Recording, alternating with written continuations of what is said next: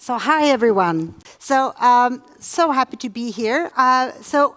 Before I got here, what I've started doing before coming somewhere to lecture is that I usually ask ChatGPT to give me some pictures of what I'm going to meet. So hold on. So I was asking, going to Stavanger, I've never been here before, what dangers should I look out for? So here we are, right? So I'm not sure. I haven't met them yet, but I'm being aware. And then I was asking, what will the venue look like? And with the Norway chess and everything. So it actually compiled some pictures for us here as well. So hold on. This is what it's going to look like, right? Yeah. And then I was asking you, I was sending out you a small quiz, and I was asking what you thought about your life in 5 years, because I wanted to get a sense of how you see the world. And as you can see, you were sort of, yeah, my life would be sort of the same, better, worse, similar portions, you could say. But when I was asking the same question about Norway, you were a bit more negative, as you can see. You were not expecting good things to happen, so to say. I mean, it's a very weird question and very general, but still, I think it's pretty interesting. So you have good hopes for your own life, but when it comes to Norway, not as much. So Gapminder Foundation is a foundation based in Stockholm that we founded back in 2005, I think. So we've been around for a while. And we're trying to make the world easier to understand by promoting a fact-based worldview everyone can understand. Trying to take statistics and make them accessible for people who are not really driven by a sense of really exploring data. And we started off, it was me and Ola and Ola is actually my husband. We met when we were in high school, and I had no intention whatsoever to do a career smart move at all. I wanted to become an artist. Then Ola had a father, and he was always complaining about being unable to explain the world easy enough for his students. And suddenly we joined and started doing things together because it was so fun. And it took 5 years or so before I realized I was working, because it was basically, I had no intention of doing it. We just kept doing project by project because it was so fun. And now, today, we actually continue this circle. So here we have Ted, which is our son, and he's sitting here. So now we continue the sort of family joint thing, which is amazingly fun. So the reason we started the Gapminder Foundation is because in the world we have huge major global risks, right? We have risks of war, economic collapses, climate crisis, pandemics, things like that we have to work on together to solve. Country borders will not do, right? And we need to do a proper work. We also need to understand what the world is like, and we need to understand each other to be able to collaborate. And here, I mean, this is a possible future of Stavanger, right? It could be something like this. Oil industry could be something like this. Something, once again, ChatGPT decided that this was the amazing future. Or it could go this way, right?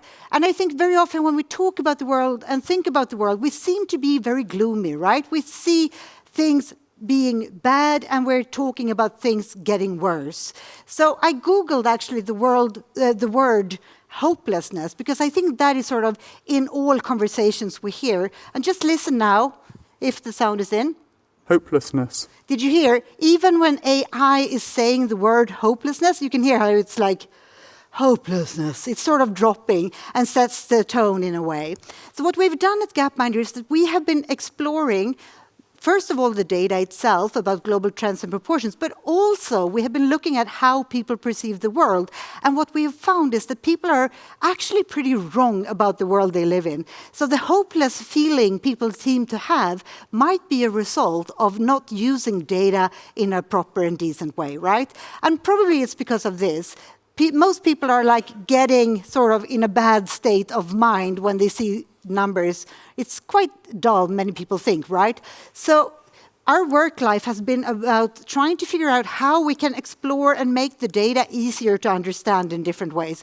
And we started by working with World Bank and UN and so on to bring their data out of the purchase paywalls and out of the data silos and bring them together so you could start comparing and understanding what the world is like. But we realized it's not enough to make the data understandable and make it available in a visual format on their websites, which we worked on, but also it should be possible to find it when you search on Google, right? So we went to Google for some years, and we were expecting to, when we went through the search logs, we were expecting to find loads of people searching for these public indicators.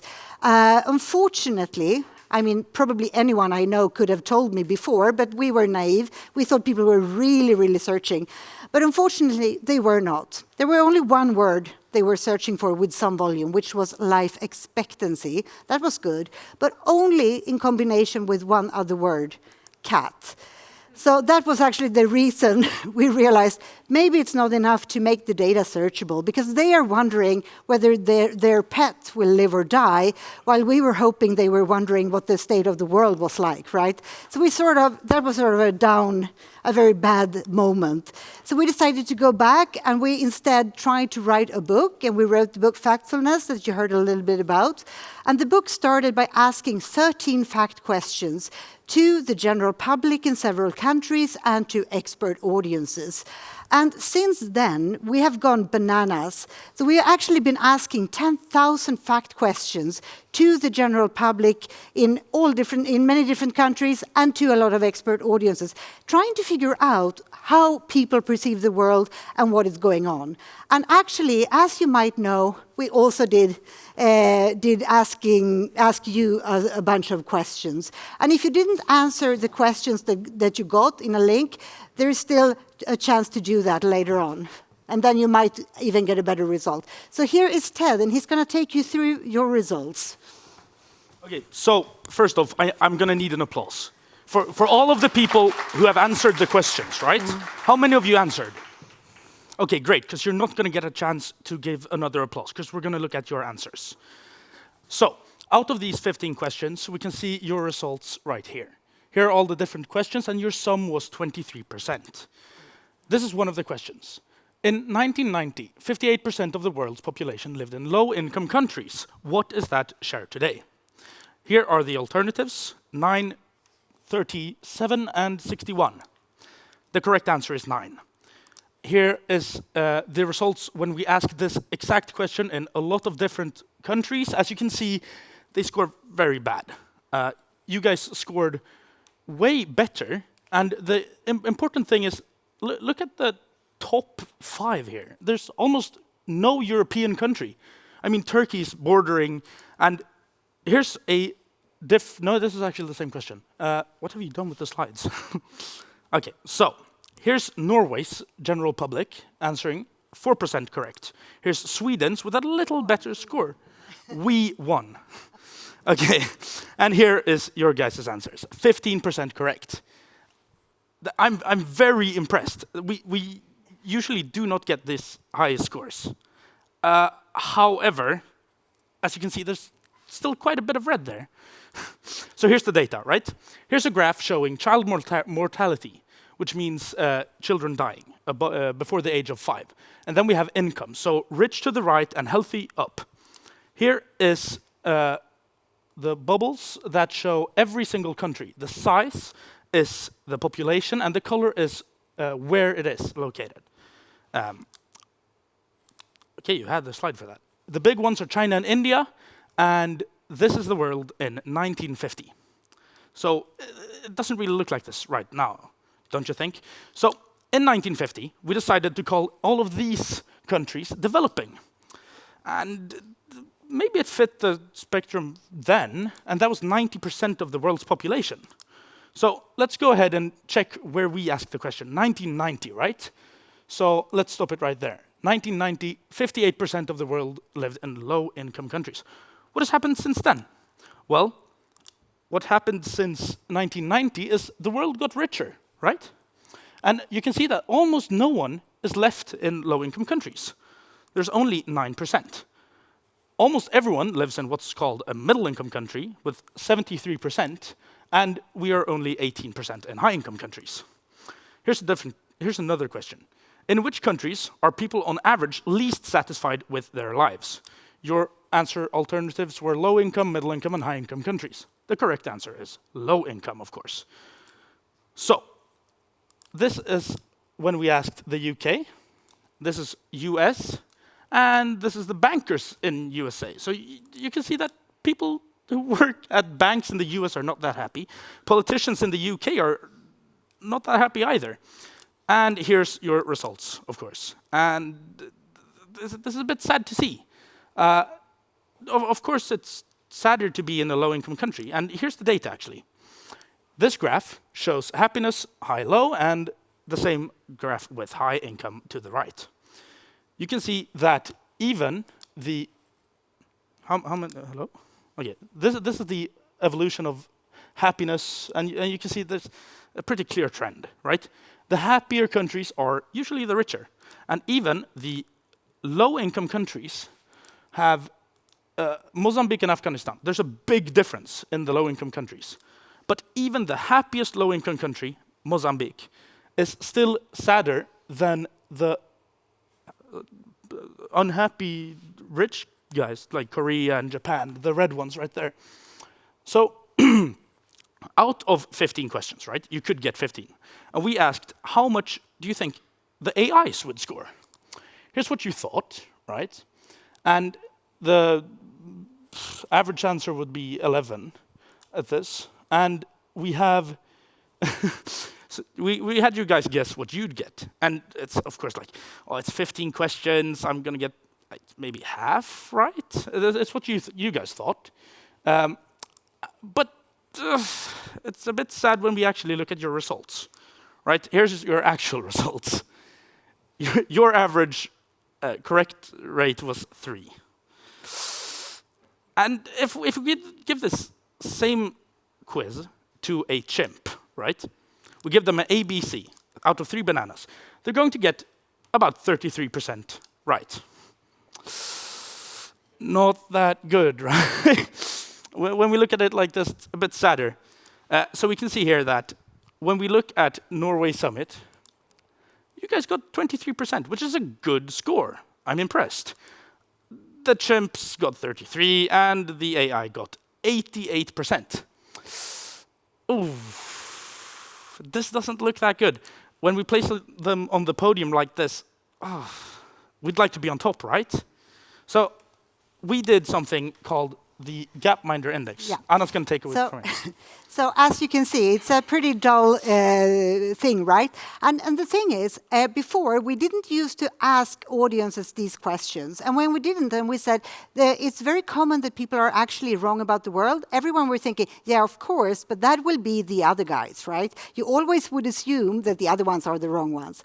So we were interested to know how people perceive the world they live in. So we asked people in the UK, Japan, and Brazil how they thought the development levels were in all other countries by asking about vaccination, schooling, and electricity levels of every single country. And then we put it together into an index, and it looks like this. Everything yellow they were pretty correct about, and everything purple, they underestimated the progress of that area. And as you can see, majority of the world population, the progress of these areas are totally underestimated. And what did that do with our view of the world we live in? Here's another view of the same data. This is the actual level of progress in that index for all single countries on income. And Sweden we have here on top. And now you will see how people perceived it, just so you get the sense of how we underestimate the difference between the actual data and how we perceive the world. And Sweden, that was actually the country with the least difference between how we perceive it and what people and what the data said. But then we have Lithuania. Immediately, we have like the stereotyping kicking in, and people were underestimating it quite much more. We are on the same level when it comes to these indicators, but it was perceived as being much, much lower.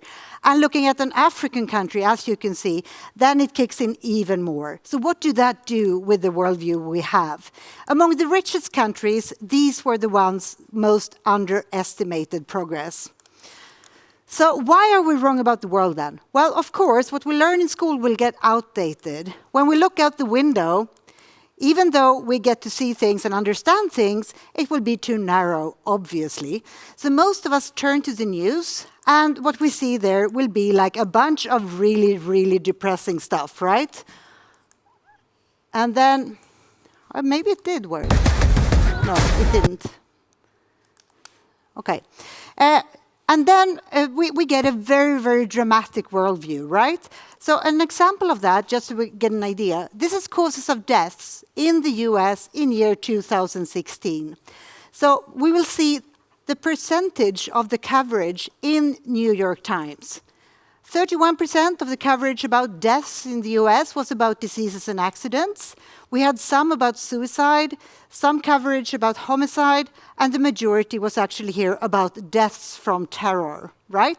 Maybe even every single article was correct, but if we look in the data, what people actually died from, the proportions are so different. Most people obviously died from diseases and accidents. We had a few people dying from suicides, a few homicides, and barely no terror deaths. Less than 0.01% of the deaths. So what does that do with the worldview we have? We get a very dramatic view with only the most negative things coming in, and then we get a worldview that is full of this drama. So by testing all these audiences, what we have found is that people are actually very wrong about the world they live in. And we see that in all these different countries and expert audiences. We see people are systematically wrong in the same way. It doesn't seem to depend so much on educational levels or even political views. We seem to be wrong as a species in a way, right? And then we have stereotypes about people in other places and other countries.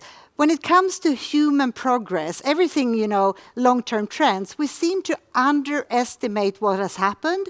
And when it comes to cool new technologies and, green tech and, space things and AI and stuff, we seem actually to overestimate how far we have come when it comes to research.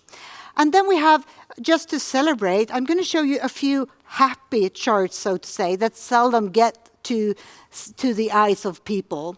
More people can read and write, worth celebrating. We have more movies to choose from, very boring to go to the movies in 1906. We have more science articles, and bigger portion of Earth is actually protected land. With solar panels are much cheaper, oil tankers spill much less, and fewer children die. I mean, pretty amazing. And if we look at Norway's journey, we can see Norway here, back in year 1800. Stavanger lukta, I read in the Wikipedia it was called. It was basically smelling pretty badly because of everything happening here, and it was very poor, right? And then we can see Norway changing little by little, getting especially healthier, but not very rich. And we're moving here and see that every single year something is happening, right? And we're going gradually towards more prosperity and a better life, right? We found the oil here, and then we continue into the future. And I think the important thing to remember when we see this, if we look at the long-term trend, it's actually a pretty nice one, right? The life expectancy increased with 45 years, and with 40 times more money than we used to back then. So, we should remember to celebrate those good things. And if we look where people live, we can see today we have 1 billion in Americas, 1 in Europe, 1 in Africa, and we have 5 in Asia.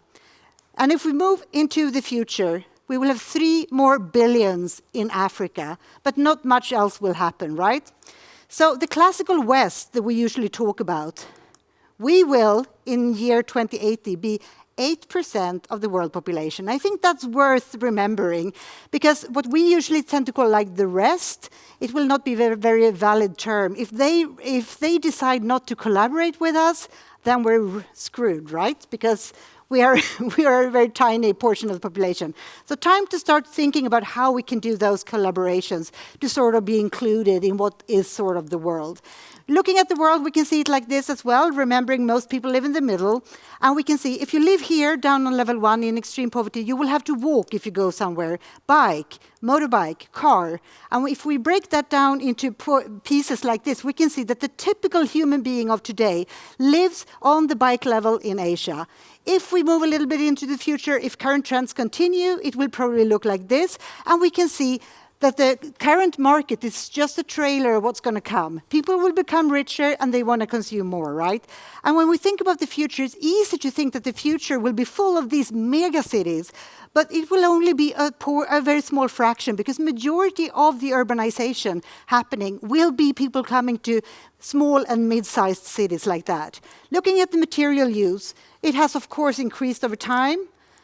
And it's easy to think it's because the richest are consuming more and more per person. But if we break this down on different income groups, we will see that this group, the richest one, we are the ones consuming the most, and we're pretty stable there. And here we see the population in the background, and we can see population growing over time. And into the future, there will be more people, and they will move upward. So the solutions we have for the richest here, if we look at natural gas and oil, unfortunately, we keep finding more, right, in a sense. So the idea of just relying on everything to solve itself might not work as well. So as the solution to the biggest world problems, very often we talk about sustainable development, but I think it's important. Look here at the chart. Kids are dying in that end, and in this end, where we are, that's where we have the pollution. So if we want to make a big difference, we should focus on the two ends, right? Ending human suffering and ending climate crisis in this end. I think that's important to remember. So we need sustainability on that end, and we need development on that end. So to understand the world, we do need different frameworks, but we also need to outsmart the random, the chimp. And that we do by doing some thinking habits improvements, because our gut feelings seem to lead us astray. So we developed a few rules of thumb that we think are necessary to sort of trying to foster the way we intuitively think, because the way we think is so dramatically driven. We talk about extremes and conflict all the time, but we need to focus on the middle. We talk about the negativity. Things are just getting worse, but we need to focus on good things. We never see a headline like that, right? Yesterday, all trains were on time again. It's sort of not the logic. And then we need to realize that trends might be in different ways. We're driven by fear. We're afraid of spiders, not cars. We tend to forget when we talk about global things to compare and divide, which is necessary. Here's an example. Back in year 2020, almost 4 million kids before the age of 1 died. Horrible number. But go back in time, it used to be so much worse. So we need to remember that things can be bad and better at the same time, right? Then we tend to generalize so much, and that's pretty bad for collaboration when we clump people into different groups, right? Here's an example of what might happen. We remember when the refugees started coming over the Mediterranean Ocean. One of these boats, everyone survived. I read in the news, it actually got to shore, but unfortunately, it got to shore here. So, in the minds of the refugees, they risked their money, they risked their lives, they came to Spain, and how long time will it take for them to get rid of this image of the European man? So I think all of you here in the room have a big job to do, because it will take time to sort of erase these images, right? So I think the whole idea of having thinking habits is pretty important to understand the world we live in. And the good thing now is we are no longer captured in this way. We do have access to data. Data is actually captured about a lot of things, and it's not captured in these libraries. We can find it online, and we can actually make help from the AI to actually remember things, because our brains are pretty bad at remembering numbers. Then we can actually use our minds to imagine the future. So hopefully, we can be more hopeful, and we can do better things, and we can go from a world where the AI is much better than us at understanding the world around us, so to say, to actually using our brain and being more human. So thank you so much. Thanks.